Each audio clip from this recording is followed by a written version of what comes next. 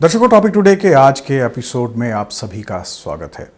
Covid के साथ जंग जारी है और जैसे कि पिछले कई दिनों से हम कोविड के बारे में आपको बता रहे हैं कि जम्मू कश्मीर की यूनियन टेरिटरी में क्या कुछ किया जा रहा है। आज प्रोग्राम में हमारे साथ हैं जम्मू कश्मीर यूनियन टेरिटरी के एडवाइज़र फारूक खान साहब। खान साहब, आपका प्रोग्राम में स्वागत है। खान साहब, पिछले कई दिनों से एक सिलसिला हमने बनाया है। हम ये कोशिश कर रहे हैं कि कोविड के साथ हमारी जम्मू कश्मीर यूनियन टेरिटरी में जो भी महकमा काम कर रहा है या जो भी ऑफिसर काम कर रहा है, हम ये कोशिश कर रहे हैं कि हम आवाम तक ये पहुंचा रहे हैं कि क्या कुछ हो रहा है। और आज खुशी की बात ये है कि जो नेशनल फिगर्स आए हैं उसमें केरला और जम्मू कश्मीर एक अच्छे लेवल पर हैं। हमारे यहाँ जो परसेंटेज है इन्फेक्शन का, वायरस का, वो कम होता जो है वो दिख रहा है। तो आपसे जानना चाहूँगा, कोविड-19 को लेकर जम्मू कश्मीर यूनियन टेरिटरी में क्या कुछ हो रहा है?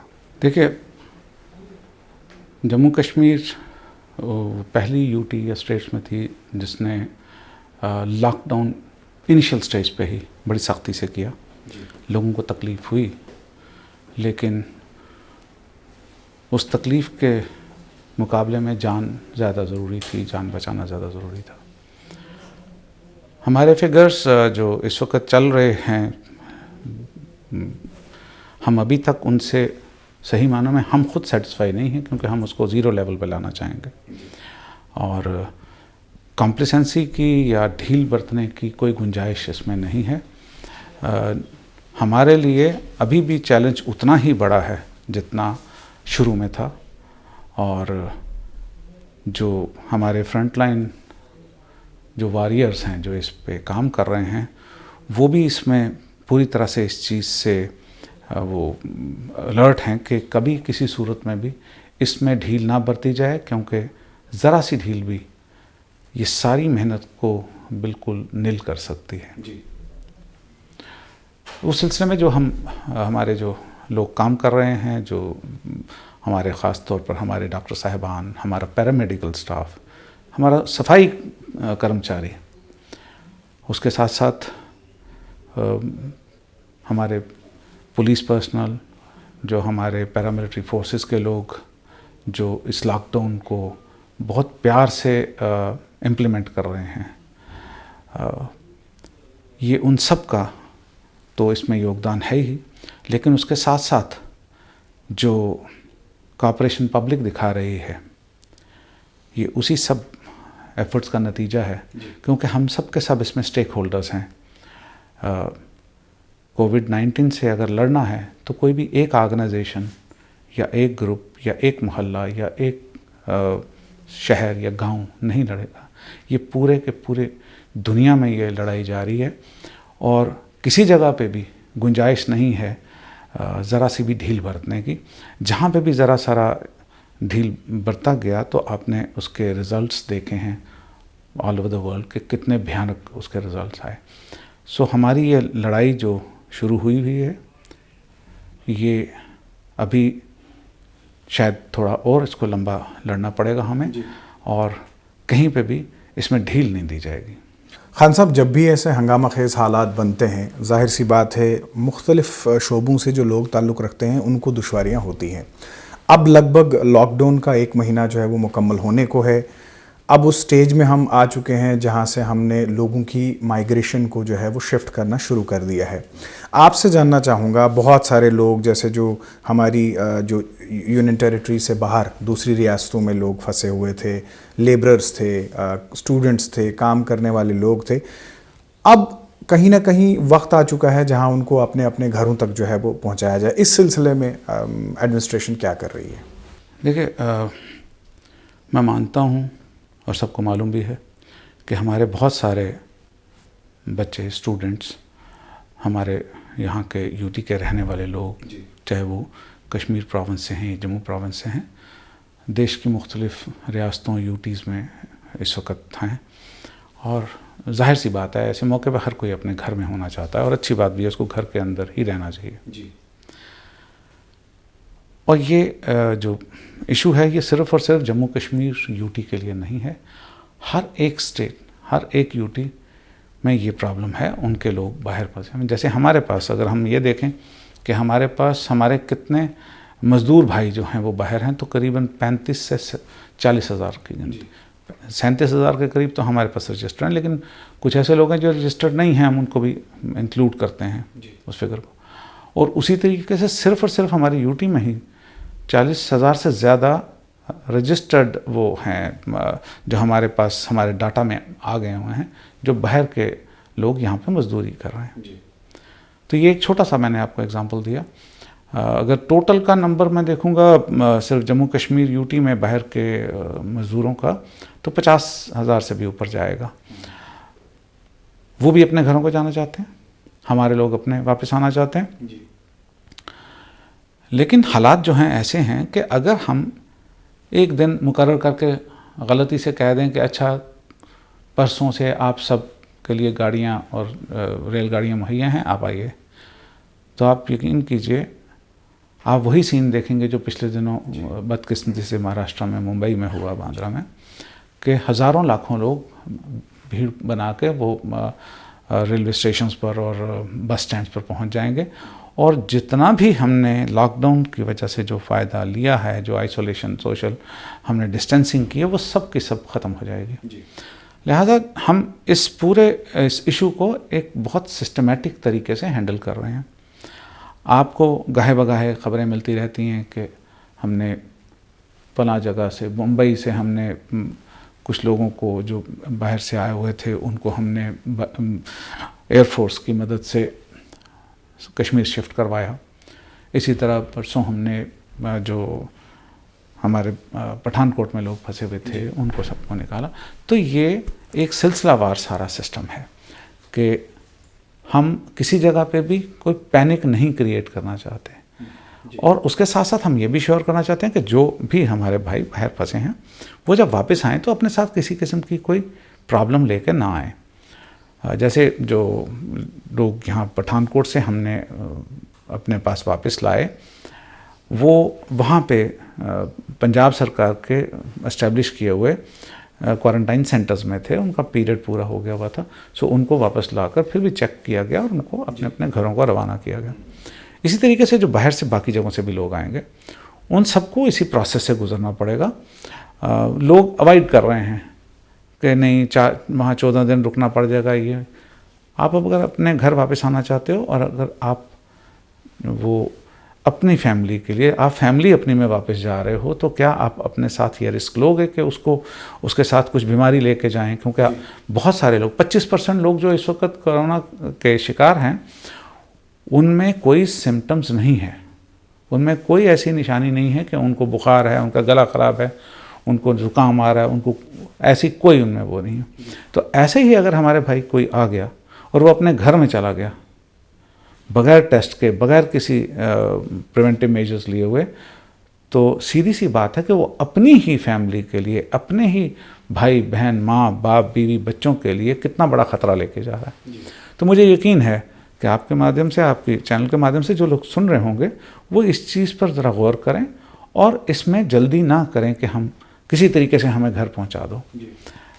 हम भी चाहते हैं वो घर पे पहुंचें, लेकिन हम ये हरगिज़ नहीं चाहेंगे कि वो अपने साथ अपनी फैमिली के लिए किसी किस्म का भी कोई ख़तरा वो लेकर आएँ। और बाकी हमारे जितने भी लोग जहाँ जहाँ पे भी हैं, जहाँ से भी वो हमारी हेल्पलाइन को कांटेक्ट कर रहे हैं, हम उनको वहाँ पे जो भी मदद हो सकती है वो दिलवा रहे हैं। कल ही हमें पिछले 2-3 दिन से जैसे मुंबई से और मुंबई के इर्द गिर्द के इलाकों से, थाने वगैरह से हमें रिक्वेस्ट आ रही थी कि हमें थोड़ी मदद की जाए, क्योंकि इससे पहले वहाँ पे एक जम्मू कश्मीर के लोगों का ही बनाया हुआ एक ट्रस्ट सा है जो वहाँ पे उन सब लोगों की कोई 1000 के करीब जो हमारे डेली वेजर्स हैं उनकी मदद कर रहा था।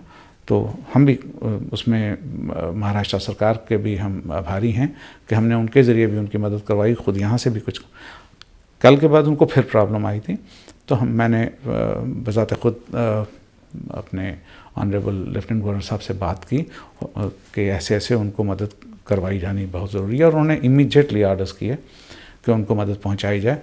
ऐसी ही कुछ फैमिलीज़ दिल्ली में भी हैं और उनके लिए भी इसी तरह के आर्डर्स हैं, और उनको भी ख़ास तौर पर जो हमारा एडिशनल रेजिडेंट कमिश्नर मुंबई में है, उनको ऑर्डर किया गया है कि फ़ौरन वो उन लोगों को कांटेक्ट करें। कुछ नंबर्स हमारे पास आए हुए थे, वो हमने उनको पास ऑन किए। और इसी तरीके से दिल्ली में भी कश्मीर के काफ़ी सारे लोग अभी भी फंसे हुए हैं, क्योंकि एक रूटीन के मुताबिक वो सर्दियों में वहाँ जाते थे और गर्मी स्टार्ट होने से पहले पहले वो वापस चले जाते थे। वो वहाँ पे फंसे हुए हैं और उनका भी देख रेख की जा रही है। और जो हमारी जो हेल्पलाइन एस्टेब्लिश हुई थी, उसमें जितना भी कोई कांटेक्ट किया गया है उसको फौरी तौर पर रिस्पॉन्ड किया गया है। तो इन लोगों को जो वापस लाना है वो मैंने जैसे पहले अर्ज़ की, उनको एक सिलसिलावार तरीके से एक सिस्टमेटिक मैनर में लाया जाएगा। एकदम ऐसा नहीं होगा कि 10,000 आदमी 20,000 आदमी भागिए चलिए। तो हम ऐसी कोई पैनिक रन जो है वो क्रिएट नहीं करना चाहते और उसको प्रिवेंट करने की कोशिश रखेंगे। खान साहब, जम्मू शहर से आप ताल्लुक़ रखते हैं, ज़ाहिर सी बात है कहीं ना कहीं लोगों को ये ज़रूर होगा कि उनका ज़्यादा हक़ जो है वो आप पे बनता है। पुराने शहर के 2 ऐसे इलाके जिसमें गुजर नगर की मैं बात करना चाहूँगा, भटंडी की बात करना चाहूँगा, ज़बरदस्त रोष है वहाँ के लोगों में कि एडमिनिस्ट्रेशन की तरफ से बग़ैर किसी पॉजिटिव केस के जो है एक तो रेड जोन मुकर्रर कर दिया गया और दूसरा काफ़ी सख्ती की गई। तो इसके बारे में आप क्या कहेंगे? देखिए, हर कोई आदमी, हर कोई जो शहरी है वो आज़ाद ज़िंदगी जीना चाहता है, अपनी मर्ज़ी से जहाँ मर्ज़ी वो जाना चाहे, जिस मर्ज़ी दुकान पे जाना चाहे। लेकिन किसी वक्त हालात ऐसे हो जाते हैं कि उस आज़ादी को थोड़ा सा सल्ब करना पड़ता है, उसको थोड़ा रिस्ट्रिक्ट करना पड़ता है। ये जो इशू है, आपने देखा है कि जिन ममालिक में इस तरीके से ये नहीं किया गया, आज उनकी हालत क्या हो रही है। मैं किसी मुल्क का नाम नहीं लूँगा, लेकिन आज़ादी के नाम के ऊपर जिस वक्त उनको सब कुछ छूट दे दी गई, तो फिर हालत ये हुई कि दिनों में हज़ारों लोग मरना शुरू हो गए। बहुत बदकिस्मती की बात थी। अब आप ये देखिए कि इस जो भी ये इलाके हैं और इन इलाकों के अलावा बाकी भी जो इलाके हैं, जानीपुर वगैरह वगैरह, जहाँ पे भी ये रिस्ट्रिक्शंस लगी हैं, वहाँ पे कोरोना का केसेस नहीं पहुँच पाए, वहाँ पे कोई डेथ नहीं हुई। रेड जोन उनको इसलिए डिक्लेयर किया गया कि वहाँ पे जो कुछ हमारे जो लोग बाहर गए हुए थे अपने मजहबी सिलसिला में, वो जब वापस आए तो वो कुछ जगहों पर उनका आइडिया हुआ कि वो इन जगहों पे घूमे हैं और वो जाते थे रूटीन में भी वो इन इलाकों में। अगर आप भी यहीं के रहने वाले हैं, मैं भी यहीं का हूँ, मैं जानता हूँ कि जब भी इस तरह के ये लोग आते हैं वापस, उनका कसूर नहीं है कोई भी, वो नहीं जानते थे कि उनके बीच में कोई ऐसी कोई प्रॉब्लम है, लेकिन ये ज़रूरी था कि वो इन्हीं इलाकों में जाते थे, वहीं पर रुकते थे अपने कभी रिश्तेदारों के पास, कभी किसी मस्जिद में या किसी भी जगह पे, तो वो रुकते थे। तो उस चीज़ को मद्देनज़र रखते हुए एक प्रिवेंटिव मेजर लिया गया कि इनको फ़ौरन इन इलाकों को लॉकडाउन करो। ये किसके लिए किया गया? उन्हीं लोगों के लिए, वहाँ के रहने वालों के लिए। और अंदर जैसे आपने बताया सख्ती की गई, ये सख्ती का ही नतीजा है कि कुछ भी नहीं हुआ। जो लोग थोड़े बहुत जिनके बारे में कुछ सस्पिशन था, उनको ले लिया गया, उनकी टेस्टिंग करवाई गई। और हमारी कल ही बात हो रही थी कि अब इन इलाकों में भी जो जैसी गाइडलाइंस चल रही हैं, क्योंकि ये गाइडलाइंस जो हैं लॉकडाउन की और रेड ये जो हार्ड जोन्स या रेड जोन्स जो हैं, उनके लिए जो भी हैं वो भारत सरकार की तरफ से एक पूरी गाइडलाइन भी है। और हमारे ऑनरेबल प्राइम मिनिस्टर ख़ुद उसमें गाइडलाइंस देते हैं और उन्हीं गाइडलाइंस के ऊपर जो कंसर्न डिपार्टमेंट्स हैं वो आगे अपनी जो रोज़मर्रा की जो अपनी एक्टिविटीज़ हैं उनको वो तरतीब देते हैं। तो उसको मद्देनज़र रखते हुए इन इलाकों में किस तरीके से ग्रेजुअली ये ख़त्म किया जाएगा, हम लोग तकलीफ़ के साथ साथ ये भी ज़रूरी है हमारे लिए देखना कि हमें सेफ़ रखा गया या नहीं रखा गया जी। अगर वो रेड जोन ना डिक्लेयर किया गया होता तो बाहर के लोगों ने उधर आना था। जिनको सस्पेक्ट किया जा रहा था वो उनकी मूवमेंट काफ़ी सारी थी उस तरफ, उन्हीं की मूवमेंट नहीं, उसके अलावा भी जो इस यूटी के मुख्तलिफ़ इलाके हैं, दूसरे हमारे प्रोविंस हैं जहाँ पे थोड़ा ये केसेस ज़्यादा नोटिस किए गए, उनकी भी काफ़ी सारी मूवमेंट इन इलाकों की तरफ होती थी पूरे जम्मू प्रोविंस में, डिफरेंट जगहों। तो इस लॉकडाउन की वजह से ये हुआ कि उनकी मूवमेंट वहाँ पे बंद हो गई और रिज़ल्ट आपके सामने है कि वो जगह सेफ़ रही। अब रही बात कि उनमें रिलैक्सेशन देने की, जो ये फिर यही प्रोसेस जो है ये ग्रेजुअल है, ये सिस्टमेटिक है। ये ऐसे नहीं है कि किसी अफसर को आज ध्यान आया चलो बंद कर दो, चलो आज खोल दो, ऐसा नहीं है। हर एक चीज़ के पीछे एक प्रॉपर डिस्कशन हुई हुई है, प्रॉपर स्कीम बनी हुई है, फिर उसके बाद वो इम्प्लीमेंट की गई है। इनका रिलीज़ का सिलसिला भी जो है वो भी उसी तरीके से हुआ। खान साहब, हेल्थ डिपार्टमेंट के बाद मैं कहूँ तो सबसे इम्पोर्टेंट रोल जो था वो आपके डिपार्टमेंट का था, CAPD की अगर हम बात करें तो क्या आपको लगता है कि इस मुश्किल वक्त में आपका महकमा जो है वो इंसाफ कर पाया और वो जम्मू कश्मीर के हर खित्ते तक पहुंच पाया? देखिए, मैं उन लोगों में से हूँ जो कभी भी किसी भी स्टेज को यह नहीं समझते कि बस यहाँ तक बहुत अच्छा काफ़ी है। हम हमेशा उसको इम्प्रूव करने की कोशिश में लगे रहते हैं। हमारा जो जिसको पुराना फूड एंड सप्लाईज़ का डिपार्टमेंट कहते हैं या CAPD है, इसने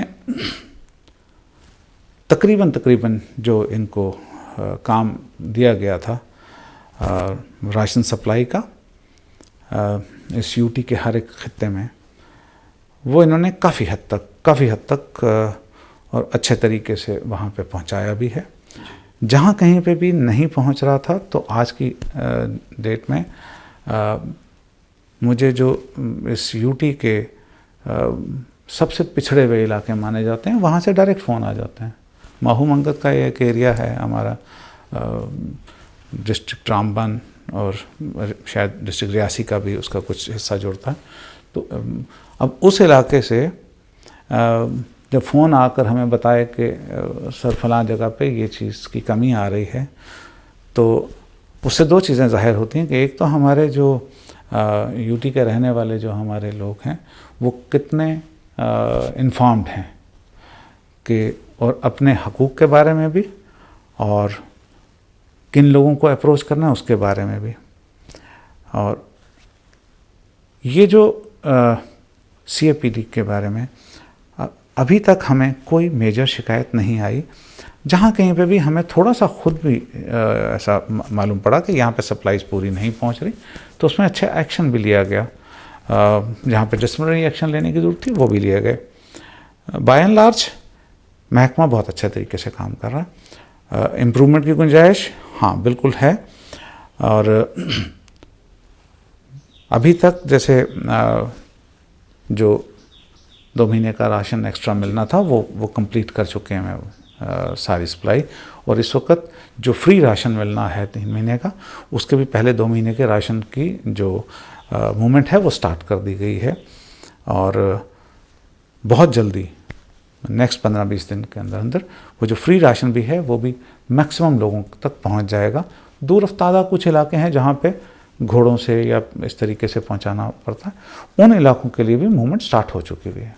खान साहब, आपका दूसरा इम्पॉर्टेंट महकमा सोशल वेलफेयर का, जाहिर सी बात है बहुत सारे लोगों को तवक्को रहती है सोशल वेलफेयर के ज़रिए, उनके छोटे मोटे बल्कि मैं कहूँगा बहुत सारे तो ऐसे घर हैं जिनके सारे खर्चे जो है वो सोशल वेलफेयर से ही चलते हैं। सोशल वेलफेयर में क्या कुछ किया गया, ख़ासकर जो पेंशन वगैरह का एक बहुत बड़ा चैलेंज था, क्योंकि इनिशियली तो बैंक्स भी क्लोज थे, लेकिन उसके बाद जब एक रिवायत बनाई गई बैंक्स को खोला गया।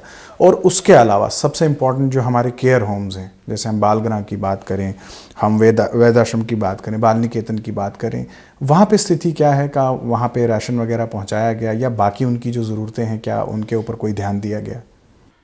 सबसे पहले मैं जवाब देना चाहूँगा रिवर्स आर्डर में। जैसे आपने बताया लास्ट में कि हमारे जो केयर होम्स हैं, चाहे नारी निकेतन है, बाल निकेतन है, ओल्ड एज होम्स वगैरह वगैरह जितने भी हैं, तो मैं आपसे बता दूं कि जो हमारे कमिश्नर सेक्रेटरी हैं जो इस महकमे की देख रेख कर रहे हैं, वो ऑलमोस्ट 24 घंटे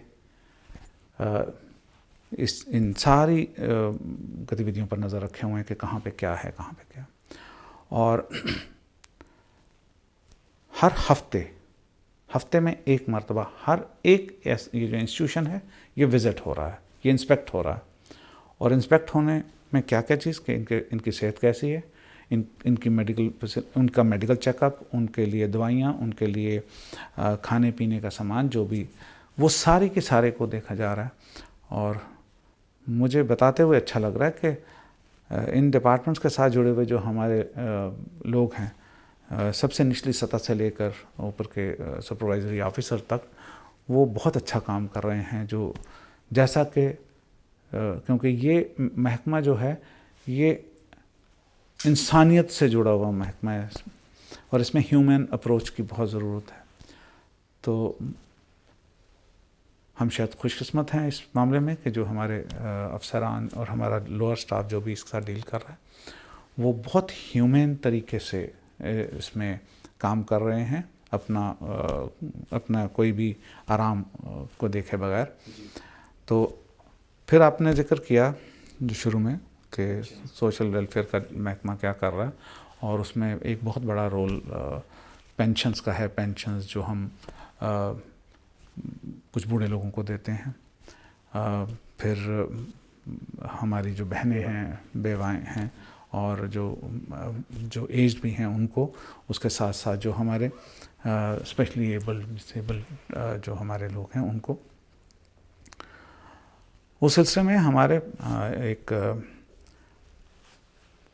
20-25 दिन पहले हमने 1,70,000 पेंशन्स रिलीज़ करवाई, जिसके लिए मैं अपने ऑनरेबल लेफ्टिनेंट गवर्नर का बहुत मशकूर हूँ। इससे पहले भी शुरू में अगर आपको याद हो, हमने 1,30,000 ये पेंशन्स रिलीज़ करवाई थी इन्हीं तमाम लोगों के लिए। और बहुत दिनों से वो पेंडिंग केसेस थे, बहुत दिनों से, कुछ केसेस तो कई सालों से पेंडिंग थे। तो वो वाली 1,30,000 जो हमने की थी वो करीबन 97-98% वो डिलीवर हो चुकी हुई हैं। 2-3% इसलिए कम है कि कहीं पे कोई नाम गलत था, चेंज हो गया हुआ है, कुछ ऐसी कोई वो है, वरना हर जगह पे वेरिफिकेशन करके उनको पहुंचा दी गई। जो इस वक्त जो हमने रिसेंटली जो हमने 1,70,000 भी की हैं, उनमें से मैं आपको बताऊंगा कि एज ऑन डेट 1,40,000 से ज़्यादा वो पेंशन्स जा चुकी हुई हैं। थोड़ी सी एक हमें दिक्कत आई है, क्योंकि कुछ लोग जो आपके ये देख रहे होंगे आपके चैनल को, हो सकता है उनमें से कुछ हमारे बुज़ुर्ग भाई बहन वो ये कहें कि हमारे उसमें नहीं आया हुआ, अभी हमने तो रिलीज़ कर दिया हुआ। तो हमारा सिस्टम ऐसा है कि हमने ये पैसा सारे का सारा जेके बैंक को हम रिलीज़ करते हैं, और फिर आगे बैंक का काम होता है कि वो फौरी तौर पर इनको आगे, क्योंकि ये सारे डीबीटी अकाउंट्स हैं और इनको सबको बैंक के ज़रिए ही उनके खातों में जाना है, फिर जिस वक्त भी वो निकालना चाहें निकाल सकें। थोड़ी बैंक की तरफ से प्रॉब्लम आई है हमें। Bank I would not shy away from saying it, ये उसने हमारी तवक्कात के मुताबिक वहाँ पे काम नहीं हो रहा। और मैंने अभी पिछले दिनों कुछ अजला में मैं जब विज़िट कर रहा था तो मैंने देखा कि बैंक के आगे लंबी लंबी कतारें लगी हुई हैं, वही जो एज हाँ वो पेंशन के साथ दिख रहे थे। अच्छा, वो सब लोग या तो फिज़िकली वो हैंडीकैप्स होते हैं, नहीं जा सकते, बूढ़े हैं, बहनें हैं हमारी, भाई हैं हमारे। तो अब उन लोगों को इतना लंबे अरसे के लिए लाइनों में खड़ा रहना और लंबी कतारों में खड़ा रहना वो सही नहीं। तो मैंने कंसर्न डिप्टी कमिश्नर साहबान से बात की और उनको कहा कि आप इसमें इंश्योर कीजिए कि ये लंबा अरसा तक बाहर ना खड़े करवाए जाएं। और डिप्टी कमिश्नर साहबान ने उस पर एक्शन भी लेना शुरू किया और इनको अब एरिया वाइज बताना शुरू किया है कि किस किस एरियाज़ में। और बैंकर्स को भी कहा गया कि अपने बाकी गतिविधियों को थोड़ा पीछे हटाकर सबसे पहले फर्स्ट प्रायोरिटी पर इन केसेस को, उसमें इम्प्रूवमेंट की गुंजाइश है। We are not very happy with the जो प्रेजेंट जो वो है डिलीवरी सिस्टम बैंक का, लेकिन उसमें टेकअप किया जा रहा है उनके साथ। और अगर ज़रूरत पड़ी तो शायद हमें कुछ डिफरेंट कदम भी उठाने पड़े। जी खान साहब, बिल्कुल आखिर में रमज़ान का महीना जो है वो शुरू होने वाला है। जाहिर सी बात है, राशन की अवेलेबिलिटी और आपकी जो अपनी CAPD की डीलरशिप्स रहती हैं वो भी एक बहुत बड़ा काम निभाएंगी। तो क्या कहना चाहेंगे आप लोगों से, क्या एश्योरेंस देना चाहेंगे? देखिए, इस मुतबरक महीने की आमद के ऊपर शायद कल से ही स्टार्ट हो जाएगा, subject to appearance of moon. तो मैं ये बताना चाहूँगा कि राशन की कहीं पे भी कमी नहीं है, ना ही आने देंगे। जो ज़रूरियात ज़िंदगी की जो भी अशिया हैं उनकी जो अवेलेबिलिटी है वो इंश्योर की जाएगी।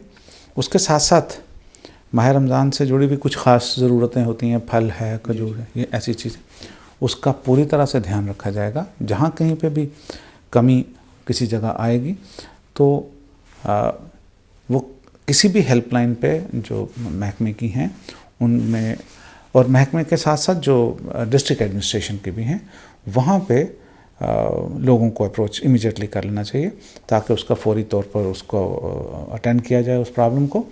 और मैं लोगों से ये रिक्वेस्ट भी करूँगा आज के मौके का फ़ायदा उठाते हुए कि वो अपनी दुआओं में इस दुआ को ज़रूर शामिल रखें कि पूरी दुनिया में और ख़ुसूसी तौर पर हिंदुस्तान और फिर ख़ास तौर पर अपनी यूटी में से ये जो वबा आई है वो जल्द अज जल्द यहाँ से दूर हो जाए, हर एक जगह से दूर हो जाए और हम फिर से अपनी रोज़मर्रा नॉर्मल तरीके से गुजारना शुरू करें। खान साहब, आपने अपना कीमती वक्त निकाला और हमारे इस प्रोग्राम में हिस्सा लिया, आपका बहुत बहुत शुक्रिया। ये थे फारूक खान साहब, adviser Jammu Kashmir union territory के। और प्रोग्राम में जाहिर सी बात है हमने आपकी तकलीफ़ों का भी जिक्र किया, लेकिन वो कहते हैं ना कि हर रात के बाद सुबह होती है, तो हम उसी सुबह के इंतज़ार में हैं। आपकी ये तकलीफ़ें जायज़ हैं, लेकिन इन तकलीफ़ों का जो फल होगा वो बहुत अच्छा होगा। हमारी जो दस्तूर ज़िंदगी है, जो मामूल ज़िंदगी है, हम उस पर वापस लौटेंगे, लेकिन इसमें आपका भरपूर ताउन चाहिए। आज के प्रोग्राम में बस इतना ही, फिर होगी आपसे मुलाकात। इजाज़त दीजिए, आदाब।